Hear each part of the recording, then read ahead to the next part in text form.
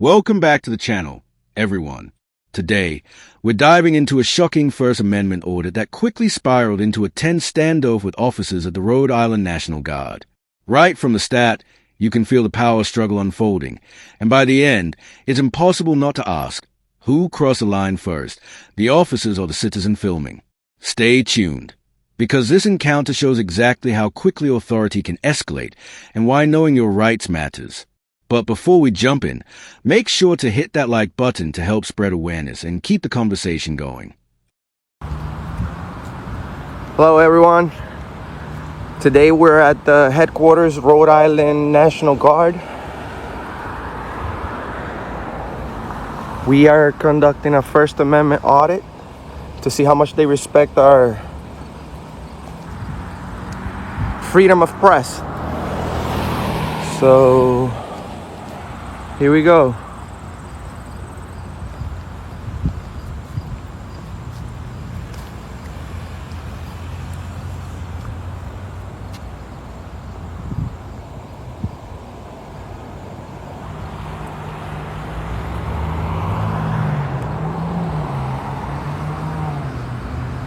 From the very first second, the stage is set. We're outside the Rhode Island National Guard headquarters, and our auditors armed with nothing but a camera and the Constitution. The quiet tension hangs in the air. It's a public sidewalk, a seemingly ordinary day. Yet, you can feel the undercurrent of authority ready to test boundaries. The camera pans across the facility. Security personnel watch closely, and the viewer instantly senses that this is no casual walkthrough. Every glance, every step, every moment of hesitation signals anticipation. The auditor's calm voice frames a mission, a First Amendment audit, a test of public rights against institutional authority. Even in these opening minutes, the stakes are clear. A silent question hangs over the encounter. Will law enforcement honor their duties, or will ordinary scrutiny turn into confrontation? This quiet introduction is deceptively tense. It primes the audience for conflict without revealing exactly when it will ignite, a classic slow burn that promises drama.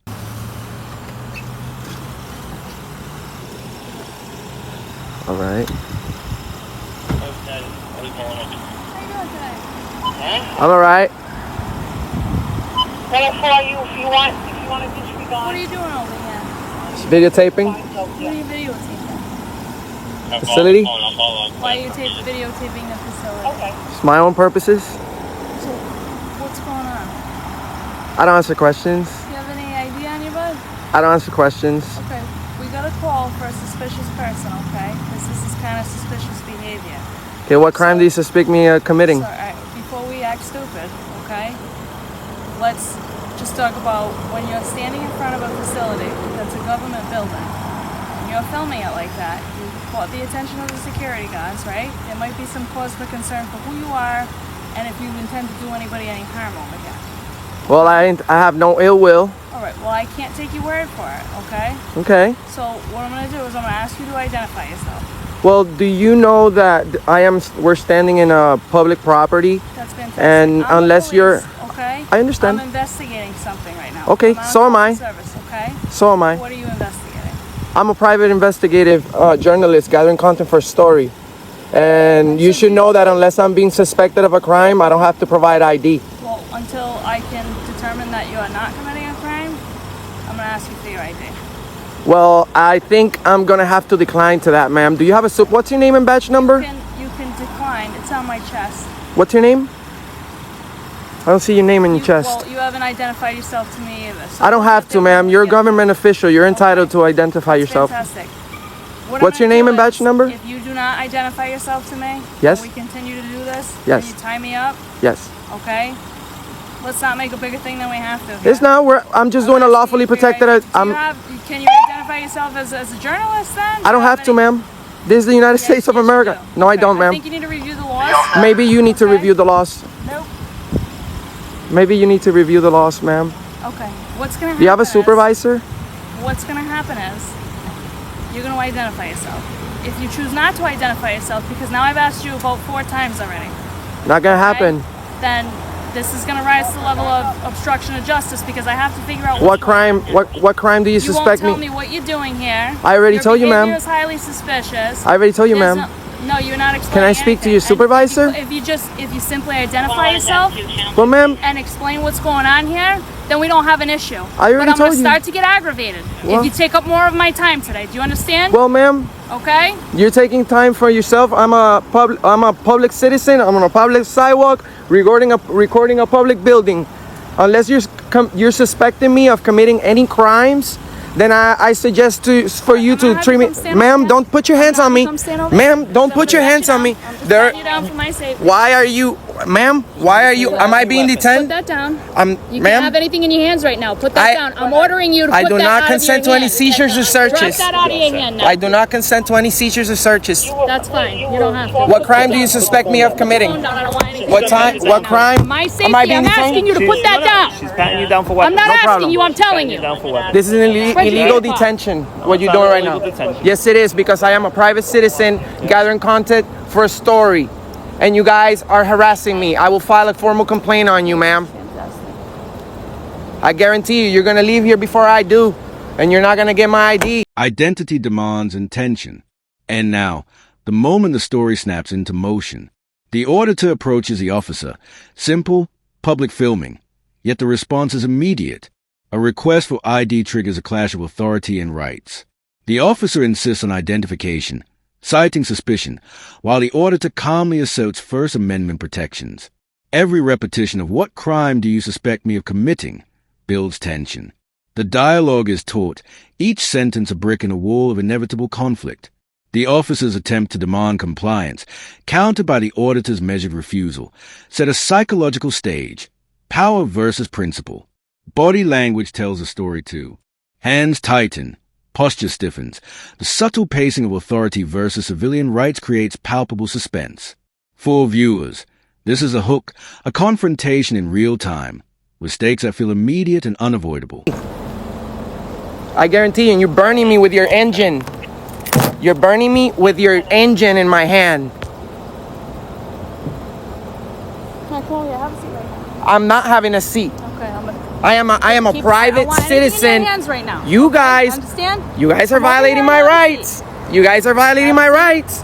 I have not crossed any. What's your name and badge number, sir? What's your name and Have a seat. nobody's identifying themselves. I'm holding my phone because this is for my safety, ma'am. Hold your phone, have a seat. This is for my safety. Do you have any body cams? She's Have a seat. I cannot believe this. I cannot believe this. You failed to identify yourself as a government official. I demand for you to contact your supervisor right away. I'm her supervisor. You're her supervisor, sir. What's your name and badge number, sir? That's 422. You can read it yourself. Okay, and what's your last name, sir?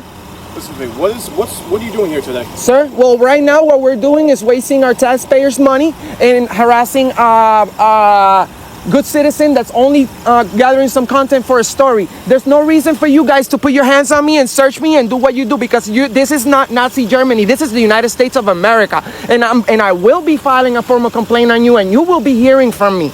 I promise. Sir, Do you have an idea on sir, I do have an ID. I don't have it on me, and with all due respect, you should know that unless I'm being suspected of a crime, I do not have to provide that information. On the other hand, you guys have failed all to provide me with your name. Where'd you park your vehicle? Ma'am, that's none of your concern. No, it really is. That's none of your concern. Exactly my This is the United. You guys do, listen, you guys do whatever you guys want. They have to do then. Sir, what's your name? I'm not answering questions. That's some point then. Okay, we can do this very simply. We just want to make sure, verify who you are, okay? What you're doing is engaging in suspicious activity. We got called here. So I'm being detained. We're talking. Am I being detained? Yes, you're being Under suspicion of what crime? We're investigating that right now. Then you have no authority of detaining me. well, see, the- This should be a consensual. This should be a consensual conversation. No, what's your name and badge number? The encounter escalates quickly. Now, the officer introduces a threat of obstruction of justice, attempting to formalize attention. Each warning, each demand for identification, adds layers of suspense. The auditor doesn't flinch, repeating rights, documenting interactions, asserting control over the narrative. It's a psychological chess match. The auditor's calm persistence contrasts with the officer's rising insistence, and the camera captures it all. Each glance, each pause, each challenge carries weight. The viewer senses this is no ordinary encounter. The balance of power teeters. The situation is fluid, and one wrong move could tip it irreversibly. Okay, so listen, I'm asking what your name is, okay? Not gonna happen. Okay. So you guys go ahead and do whatever you need to do. I'm not gonna answer any more questions. I will be contacting my lawyers for what you guys just did to me.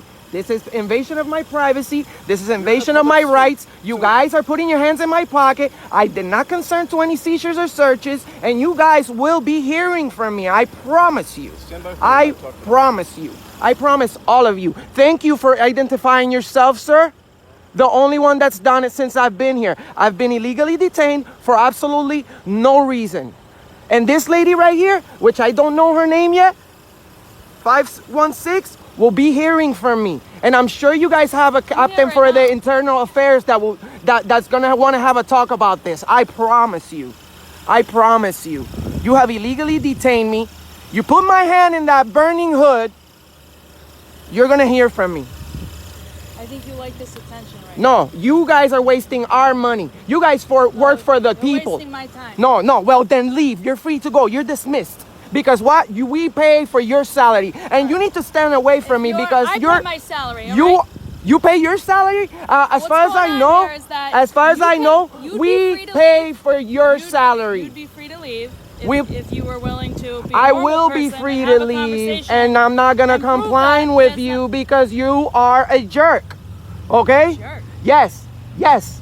There's other ways of approaching people, and I'm not a fucking criminal for you guys to be treating me like this. Okay? Well, apparently you would do the same thing if somebody approaches you demanding stuff from you after you haven't done absolutely nothing. You're filming at a restricted area. They have legitimate concerns about why you're over here. They can have whatever concerns, and you guys should be professional enough to post up over here and ask people whatever it is that you. This is the apex of confrontation. Hands-on contact is attempted. Physical space is invaded. The auditor documents every move, calmly asserting illegality. Suspense reaches its peak as authority is tested against documented rights. Then, a supervisor finally appears. Their presence changes the dynamic slightly, but the tension remains electric. Accountability is finally introduced, yet the conflict is far from over. Every verbal exchange, every refusal, every documented move builds suspense. The audience is drawn into the uncertainty of what will happen next. It's the cinematic crescendo, the moment the audience has been waiting for, where tension, stakes, and confrontation collide. Concerns, and you guys should be professional enough to post up over here and ask people whatever it is that you need to ask in a nicely manner, not aggressive manner like the unidentified officer over here does. Well, I don't know you, but I appreciate you identifying yourself. I would definitely speak to you, sir. What was your name again? Laquali. Okay, well, sir, I appreciate you identifying yourself as your duties, demand. Yes. They asked you what you were doing, right? They assumed you were filming the property. I am. Okay, you can't film the property. Then that's why we're here. That's not. That's the only reason why. I am going to have to disagree with you, sir, because this is a public sidewalk. What's the reason why? Stand up, please. You're under arrest. I'm under arrest. Stand up. Oh, for what crime? Right now, disorderly conduct. Sir, I have. You can argue that in court. You have the right to remain silent. Suggest you exercise. How is it? I'm talking to you guys. You guys have illegally detained me. This is not. When you go to law school, you can argue that in court. Sir, this is not right. This is not right. Identification and retreat. With supervisors now engaged, the confrontation begins to pivot. The auditor secures identification from at least one officer, gaining clarity on the chain of command.